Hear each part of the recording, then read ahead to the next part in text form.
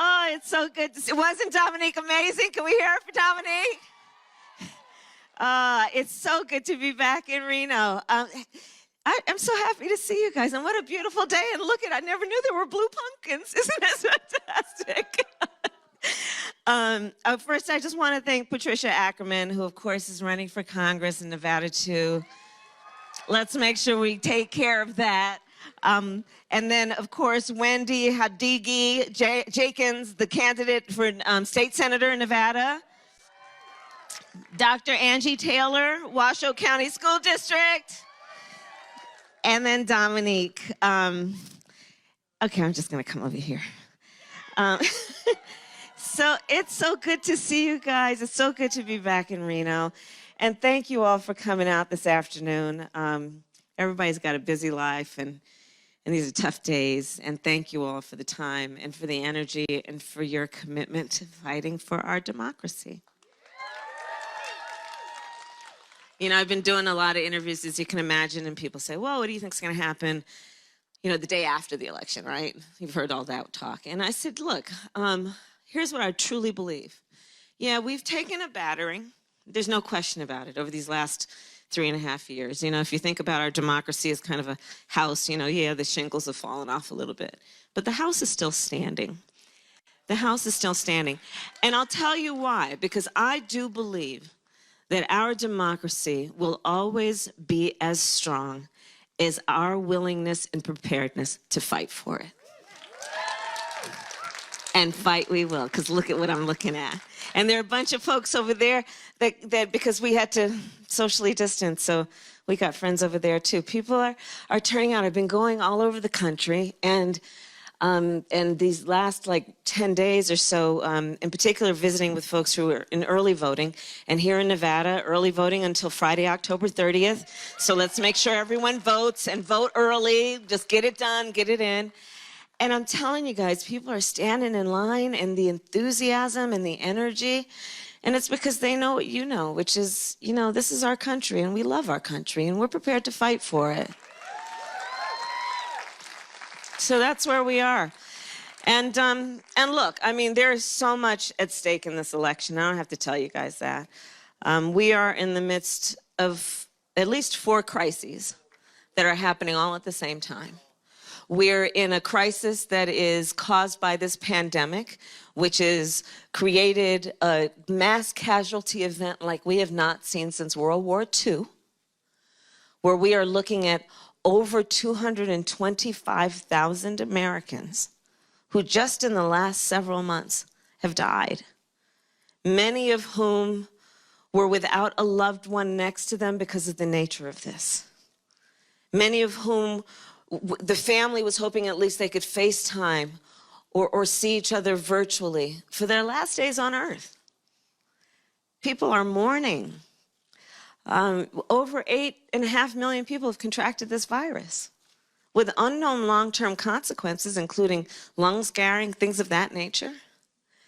And the thing is that Donald Trump and Mike Pence, thanks to Bob Woodward, we know, knew back on January 28th that it is lethal, 5 times as deadly as the flu, that it could harm young people, that it is airborne, and they sat on that information. And then had the gall, the President of the United States, the Commander-in-Chief, whose first order of business should always be to protect the health and safety of the American people, sat on that information and called it a hoax. Can you guys imagine if you had known, if parents had known, if small business owners had known, if teachers had known what the president knew on January 28th, what you might have done to prepare? Because let's not forget, even before this pandemic, folks were hurting. Even before this pandemic, folks were working 2 and 3 jobs to try and get through the month and pay the bills. And in the America Joe Biden and I believe in, people should only have to work 1 job to pay the rent and put food on the table. People were hurting already. The average American family was struggling to have maybe $1,000 in savings. Can you imagine what folks might have done to prepare? Not to mention buy toilet paper? Right? And they sat on this information. And now, in the midst of a public health pandemic, Donald Trump and his boy, Bill Barr, are in the United States Supreme Court. I voted no on that vote last night for confirmation, by the way. They're in court right now suing to get rid of the Affordable Care Act that brought health care to over 20 million Americans, that said people with pre-existing conditions should not be denied access to coverage. People who have diabetes, high blood pressure, breast cancer, lupus. Do you know over 1 million Nevadans have pre-existing conditions? And they're in court right now trying to get rid of the Affordable Care Act. And it is a statement about who this person is.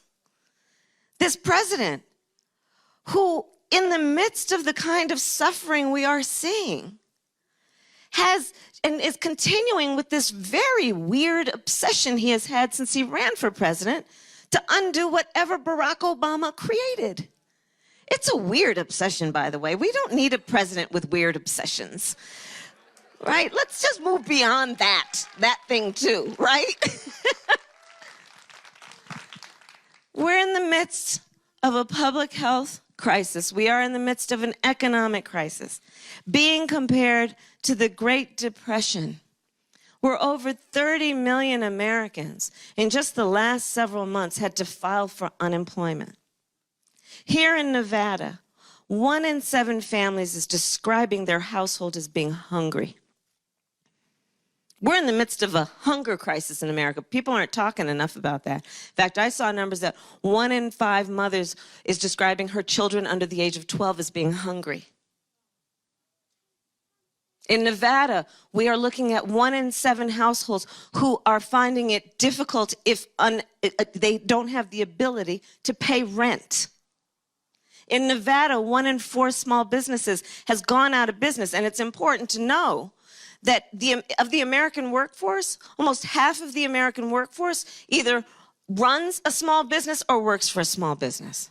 The economic devastation is profound. And then when you listen to Donald Trump, even in the last debate, he's talking about we're rounding the corner. What is he saying? Rounding the corner. When people are struggling to keep a roof over their head. But here's the difference again, and the clear difference on all these issues. So on public health, Joe Biden is saying, let's expand the Affordable Care Act that Barack Obama and I brought into being. Let's bring down Medicare eligibility to age 60.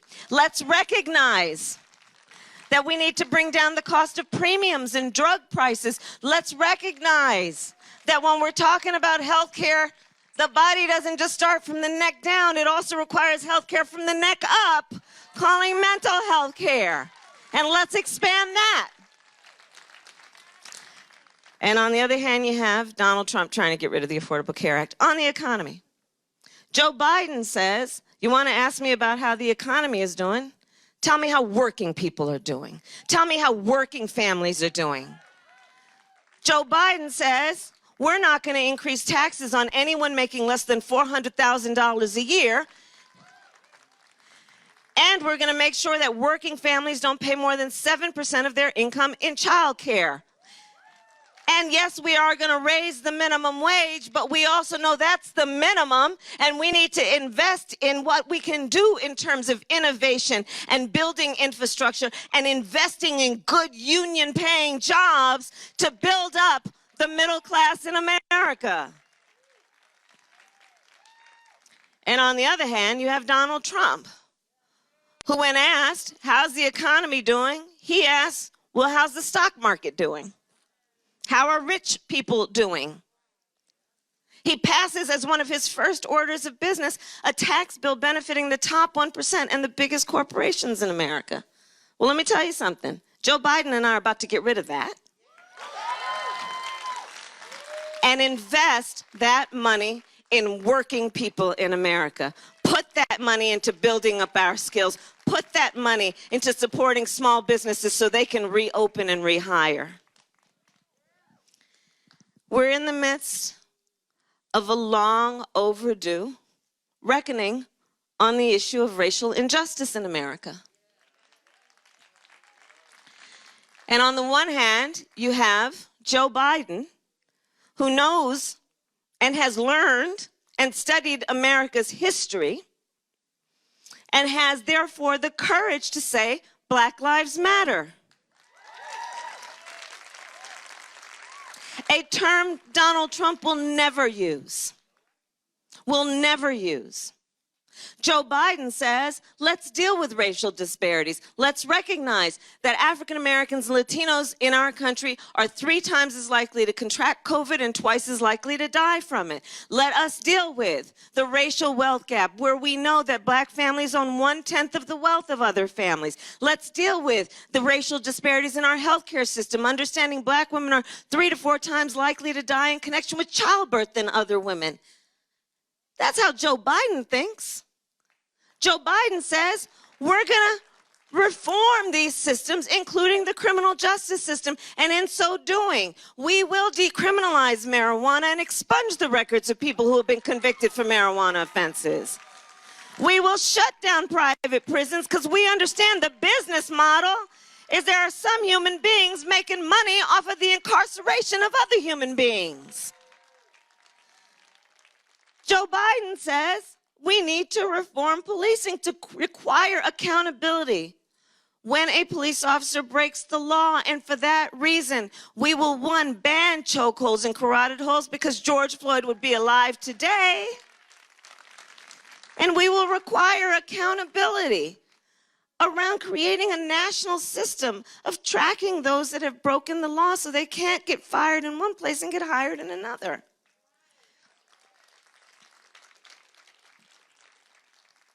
On the other hand, you have Donald Trump, who, remember, at the last debate, the one before this most recent one, refused to condemn a white supremacist group.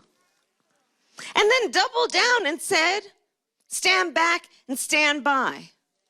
That on the heels of way back when, because there's a pattern, of on the issue of Charlottesville, where Americans were peacefully protesting racial injustice. A young woman was killed at that. And on the other side, there were neo-Nazis wearing swastikas, carrying tiki torches, and he had the gall to say, fine people on both sides. Has called Mexicans rapists and criminals. Had one of his first orders of business, a Muslim ban. And you see, this on this list of very clear contrasts is another of those issues before the American people. And on this issue, before the American people, is our ability to fight for a Joe Biden who understands that regardless of where you live, your race, your gender, your age, or the language your grandmother speaks, that we have so much more in common than what separates us, and it is time to end a supposed leader who is spending full time trying to sow hate and division among us. We want a unifier, and that's why we want Joe Biden.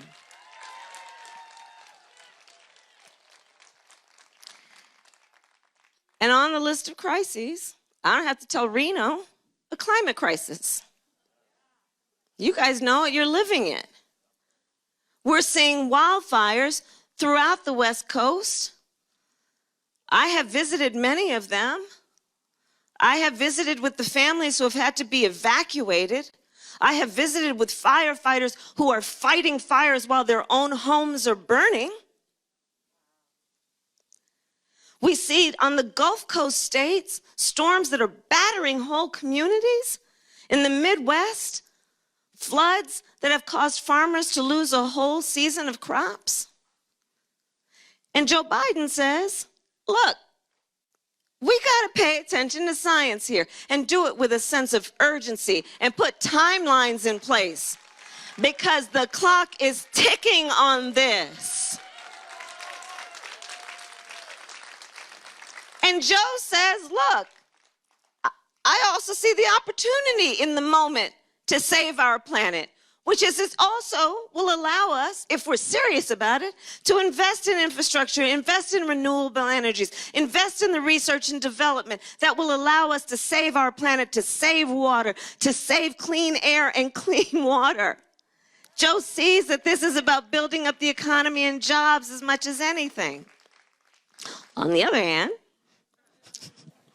you have Donald Trump, who, okay, so he gets asked by some journalist about the wildfires. And the journalist asked him something like, you know, so the scientists are telling us these extreme weather conditions are, you know, causing this to happen. What do you have to say about that? The President of the United States of America, who is also the Commander-in-Chief of the United States of America, responds to that question by saying, science doesn't know. Oh, yeah, Mr. President, science knows. Science knows, and we know. And we know it is time that we deal with these issues and stop playing into the special interests that you've been courting since you came in office. So these are some of the issues that are before us right now, and there are clear choices. There are clear choices, and we have within our power the ability to determine the future course of our country. We have it within our power. And you know, this brings me to the point in Nevada and why I will keep coming back, and Joe has, I mean, you guys know it's why you're here. Nevada's going to help determine the outcome of this election. You are. You are. You are. And in that way, your vote is going to have an impact on people around the country, people you'll never meet, people who may never know your name. But because you guys are so powerful in your leadership and engagement, you're going to make the difference. And like I said, you know, I've been traveling around the country, and one of the things that has become very clear to me is, you know, sometimes people say, okay, well, is my vote going to matter? Why should I vote? And I think there are three reasons. One is to honor the ancestors, right? You know, this year we lost the great John Lewis, who shed his blood on the Edmund Pettus Bridge for the right for Black Americans to vote. Shed his blood. And you know, the thing I loved about John Lewis, who I knew, and he was just an incredible, incredible friend. You know, John Lewis kept showing up there. You know, on the subject of John Lewis, he was one of the first to show up and say, marriage equality is a core civil rights issue. He was one of the first to say, we need to deal with immigration and create a pathway and stop demonizing immigrants in America. John Lewis, right? So he and so many others shed that blood. We should honor that sacrifice. This year we celebrated the 100th anniversary of the 19th Amendment. All those badass suffragettes, oh, there are children here, but it's okay, okay. Mom said it's okay. All those suffragettes who marched, who couldn't hear no, who fought for our right to vote. And let's not remember, because we must be true to history and the facts of it all, that, but however, that Black women were not able to vote until 1965. So let's remember that. But honoring the ancestors is an important reason to vote. Two, everything that's at stake. And we went through the list, and there's so much more. You know, that vote last night, I voted against her for a number of reasons. One, because it has been an illegitimate process from the beginning. To push through and cram through a nomination of someone while the American people are voting, like literally we're not even talking about election season or election year. Tens of millions of people have voted. I think that the last number I saw was over 50 million people had voted or when the confirmation went down last night. Right? And the majority, by the way, of the American people are saying, let us choose who will be the next president of the United States, and let that person choose who will fill a lifetime seat on the highest court in our land that was previously occupied by the great Ruth Bader Ginsburg.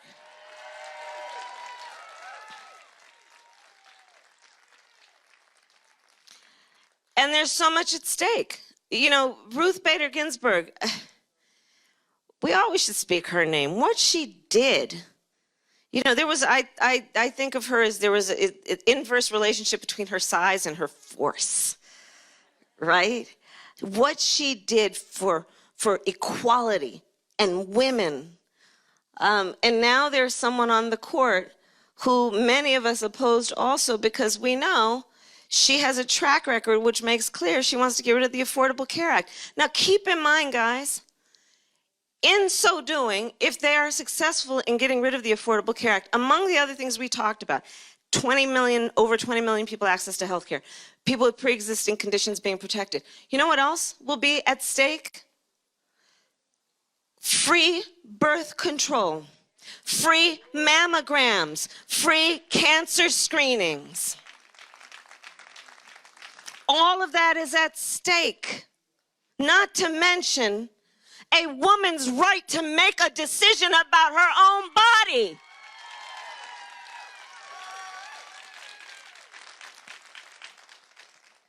There's so much at stake. So we honor the ancestors. We know it is at stake. And here would be the third reason I think it's important for us to remember the importance of voting. And it has to do with this. Back in 2013, the United States Supreme Court gutted the Voting Rights Act in a case called Shelby v. Holder. And they basically took the teeth out of it. And so what ended up happening is almost immediately thereafter, about 24 states started putting in place laws that were designed to suppress the vote of African Americans, people of color, students, indigenous folks. And so much so that in North Carolina, when the Court of Appeal reviewed what they did, said that that legislature had designed the law with, quote, surgical precision to make it difficult for black voters in North Carolina to vote. So my point here is this. I think it's important to ask a question, which is, why are so many powerful people trying to make it difficult for us to vote? Why are they trying to confuse us about voting? Why are they trying to suggest that we can't trust the system? Why are they messing with the post office? My God, they're messing with the post office. The post office. And one must ask, why are they going through such an effort?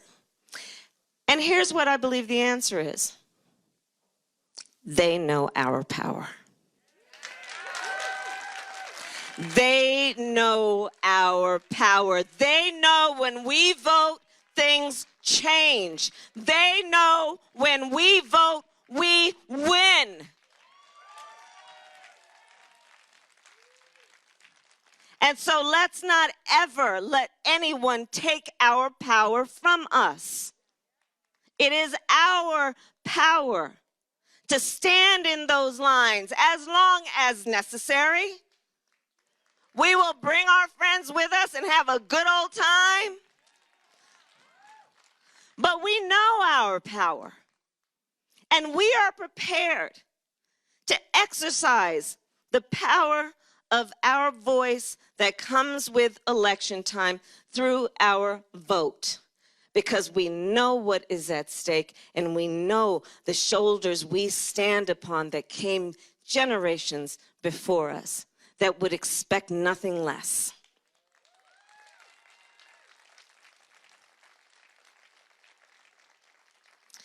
And so my last point is this.